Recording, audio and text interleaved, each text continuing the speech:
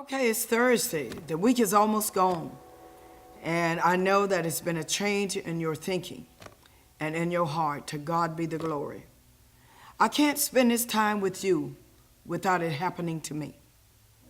As I talk to you about being a kingdom thinker, it is consuming me more and more. I am just ecstatic about it. I am consumed about it because I know that this is a season that God don't want us to be trampled underfoot. He don't want our light to be under no table. The Lord don't want the Goliaths of this world to defeat us.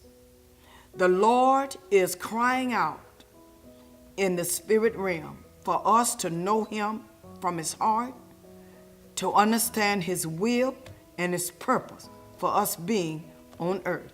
We are the channel. We are the conduct that God has chosen, the anointed vessel, the prayerful vessel, the praise vessel. We are the tribe of the spiritual Judah that God has called so that we can demonstrate his power upon the face of this earth. And I tell you that it is time out for just a church spirit, for just being in a denomination or not knowing who you are. We are the righteousness of God. We are the sons of God. God has given us the authority over the works of his hands. And I'm realizing that more and more in this kingdom. But let me finish talking about Cain. According to Genesis 4, from where we left off yesterday, Cain was the son of Adam and Eve. Cain left out of the presence of the Lord, according to Genesis 4 and 16. He left out of the presence of the Lord. In Genesis 17, it says that Cain built a city. Out of the presence of God, he still yet built a city. He thought and yet he planned. Then he built. Now, it says also that in Genesis 4 and 20, it says that Jabal, that was a son, a descendant of Cain, dwelt in tents, had cattle, and purchased possessions. All right, it says in verse 21, Jubal, a descendant of Cain, was in the music industry, for he had a harp and he played. He was in the entertainment world. In verse 22, Tubal Cain, cutting instruments. So he handled bronze and iron. Look at this. Outside of the presence of God, there is a generation that still had the mindset of prospering. They had a mindset of futuristic ideas, their destiny. If I need to pose a question to you, if the unsaved can think like this, what do you think about you and I?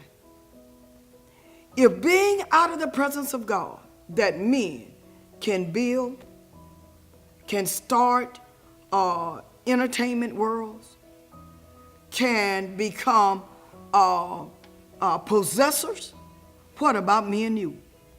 I have made up in my mind that the unsaved will not outthink me.